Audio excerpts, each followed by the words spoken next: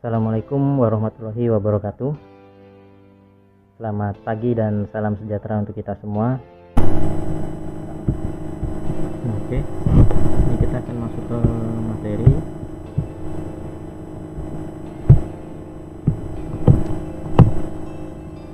Yang pertama, lanjutan materi yang kemarin itu yaitu mengenai kedudukan Pancasila.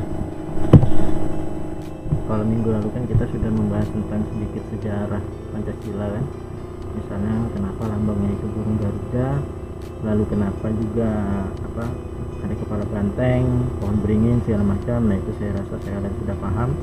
Lalu udah juga saya jelaskan minggu lalu mengenai jumlah-jumlah bulu sayap pada lambang burung Garuda, yaitu melambangkan tentang proklamasi hari-hari kemerdekaan atau tanggal-tanggal proklamasi hari kemerdekaan.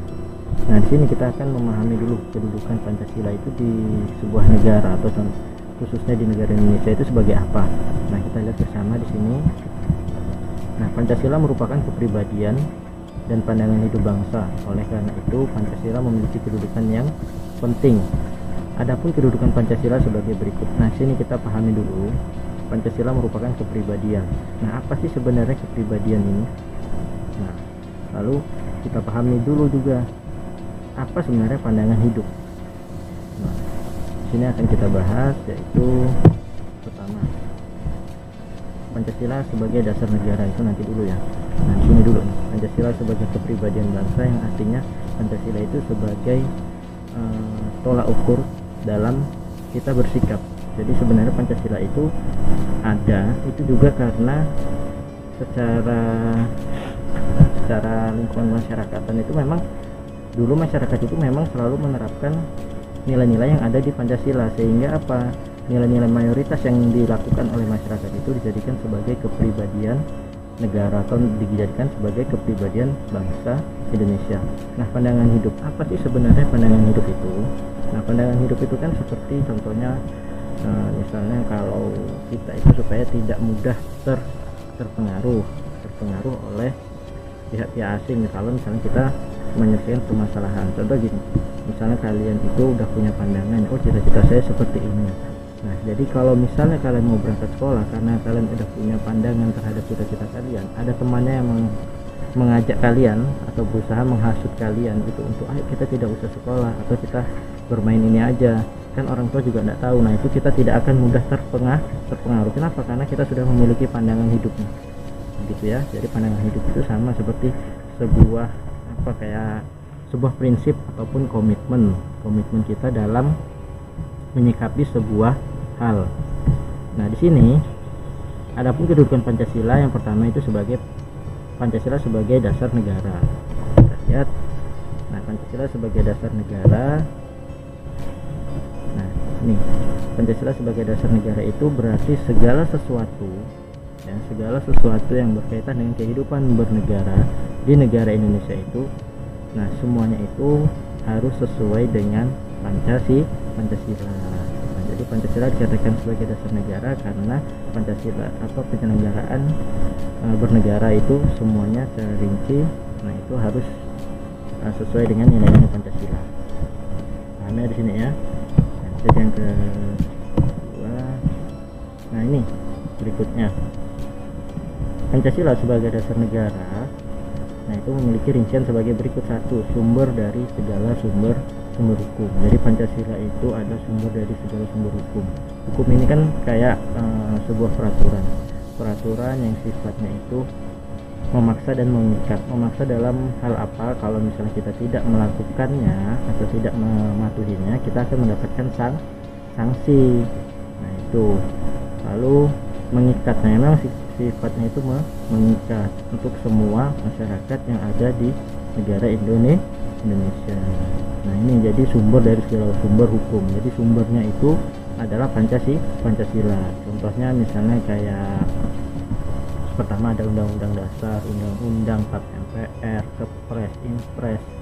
Nah, itu juga semuanya harus sesuai dengan nilai-nilai atau harus sesuai dengan Pancasila. Tidak boleh satupun aturan itu yang bertentangan dengan nilai-nilai yang ada di Pancasila. Nah, jadi kenapa? Karena semua aturan itu dibuat itu tidak boleh ada satupun aturan yang di bawahnya itu bertentangan dengan aturan yang ada di atasnya. Contoh kayak undang-undang dibuat itu tidak boleh isi-isinya itu bertentangan dengan isi dari undang-undang dasar, karena lebih tinggi undang-undang dasar tahun 1945 daripada undang-undang. Nah begitu juga yang lainnya juga. Nah undang-undang dasar itu kan sebuah satu paketnya dengan Pancasila, sebuah satu kesatuan. Cuman undang-undang dasar itu adalah sebuah penjabaran dari Pancasila. Nah Pancasila ada nilai-nilainya, lalu di undang-undang dasar itu ada sebuah aturan-aturan yang bersifat hukum. Jika melanggar ini loh sanksinya, ini loh hukumannya, seperti itu. Lanjut yang berikutnya. Nah yang berikutnya merupakan asas kerohanian tertib hukum. Apa sih sebenarnya asas kerohanian tertib hukum itu? Asas kerohanian itu asas yang dipercaya tentang kayak sebuah filsafat, nilai-nilai kebenarannya. Jadi itu ya. Jadi kalau misalnya Pancasila itu sudah diakui nilai-nilai kebenarannya dan diyakini, kayak gitu. Lanjut berikutnya, mewujudkan cita-cita hukum dasar, baik hukum dasar tertulis maupun tidak tertulis. Nah jadi Pancasila itu juga bertujuan untuk mewujudkan cita-cita hukum dasar dari segi hukum dasar tertulis dan juga segi hukum dasar tidak tertulis. Nah kalau misalnya hukum dasar tertulis itu kan banyak contohnya, ada undang-undang, ada undang-undang dasar, ada peraturan presiden, terus ada pergub, peraturan gubernur. Nah, itu yang tertulis. Nah kalau yang tidak tertulis apa Pak? Tidak tertulis itu ada tapi tetap diakui. Contohnya kayak hukum adat. Nah, hukum adat itu kan juga termasuk hukum yang diakui tetapi sifatnya tidak tertulis. Apa perbedaannya hukum tertulis dan tidak tertulis selain dalam wujudnya? Yang ini tertulis dan yang ini tidak tertulis. Yang pertama itu, salah satu perbedaannya itu dalam hukuman. Kalau di hukum tertulis, kalau melanggar hukum itu ada namanya sanksi berupa kurungan. Tapi kalau hukum tidak tertulis itu tidak mengenal dengan hukum kurungan.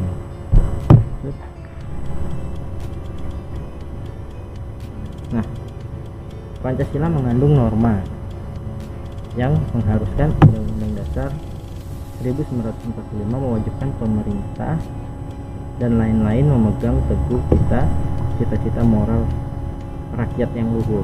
Nah, jadi di sini kita lihat bahwa sebenarnya Pancasila itu juga mengharuskan aturan-aturan yang di dalam Undang-Undang Dasar 1945 itu mewajibkan lapisan-lapisan pemerintahan dan lembaga-lembaga lain yang memegang teguh kekuasaan.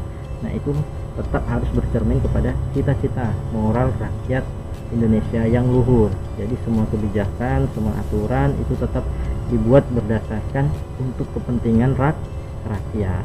Nah lanjut lagi yang berikutnya, Pancasila merupakan sumber semangat bagi Undang-Undang Dasar Negara Kesatuan Republik Indonesia tahun 1945. Nah ini jadi sebagai sumber semangat, jelas, karena Pancasila dan undang-undang itu memang satu paket yang memang tidak bisa dipisahkan. Nah kalau misalnya undang-undang dasar itu kan ada nih beberapa hal yang tidak boleh dirubah, contohnya seperti pembukaannya. Nah, pembukaannya itu tidak boleh dirubah, tetapi kalau pasal-pasalnya itu boleh diamandemen, paham ya? Nah sama seperti Pancasila juga tidak boleh dirubah. Kalau merubah Pancasila maka akan merubah seluruh sistem negara Indonesia termasuk undang-undangnya juga. Jadi kalau misalnya merubah dasar negara sama juga dengan merubah Indonesia, dan juga itu undang-undang juga dijadikan, Pancasila itu juga dijadikan sebagai sumber semangat dari undang-undang dasar. Nah yang berikutnya, oke, yang B, coba kita lihat sama-sama di sini. Nah di sini Pancasila sebagai pandangan hidup bangsa. Pancasila dijadikan sebagai dasar dalam menyelesaikan masalah agar tidak mudah terpengaruh bangsa atau negara lain. Nah ini udah jelas ya. Jadi kita itu memang harus memiliki pandangan hidup. Nah, pandangan hidup negara kita yaitu Pancasila. Kenapa? Karena kalau misalnya tidak ada Pancasila atau tidak ada Pancasila, kita itu akan mudah terpengaruh, terutama dalam menyelesaikan sebuah permasalahan. Nah, jadi kalau saat pasti hidup itu kan pasti selalu ada masalah. Kedepannya juga pasti ada masalah. Nah, kalau misalnya kita sudah memiliki prinsip, sudah memiliki idealisme, itu kita akan mudah menghadapinya. Seperti ini, ini tidak sesuai dengan prinsip saya. Sama juga dengan pandangan hidup di sebuah negara ini yang yaitu Pancasila. Jadi kalau misalnya ada permasalahan, negara Indonesia itu sudah memiliki prinsipnya sendiri atau pandangan hidup sendiri, yaitu Pancasila. Sehingga tidak akan mudah terombang-ambing atau terpengaruh oleh bangsa lain. Tuh. Lalu yang berikutnya, yang C, apa nih? Pancasila sebagai ideologi bangsa dan negara. Nah, ini bahwa Pancasila sebagai cita-cita berbasis teori dan gagasan yang dijadikan sebagai pandangan hidup dan merupakan asas kerohanian. Nah, di sini kita lihat bahwa ideologi itu berasal dari kata ide atau gagasan dan teori. Jadi ideologi itu adalah ilmu yang mempelajari tentang atau ilmu yang berasal dari ide-ide atau gagasan yang dijadikan sebagai pandangan hidup dan merupakan asas kerohanian. Satu, asas kerohanian itu dibagi menjadi dua. Yang pertama itu ada mempunyai derajat yang tertinggi dalam kehidupan berbangsa dan bernegara. Jadi Pancasila itu memiliki derajat yang tertinggi, tertinggi dalam kehidupan berbangsa dan bernegara, khususnya di negara Indonesia. Yang kedua, wajib dilestarikan dan dipertahankan. Nah, dengan rasa kesediaan berkorban. Jadi kita itu wajib ada masih dikit. Jadi di sini kita itu wajib melestarikan dan mempertahankan Pancasila. Harus rela berkorban juga. Nah, contohnya pada saat G30 SPKI, nah ini kan kita tetap mempertahankan dan bersedia untuk berkorban. Untuk apa? Untuk Pancasila. Karena mereka itu kan ingin mengganti paham Pancasila ini dengan idealisme komunis.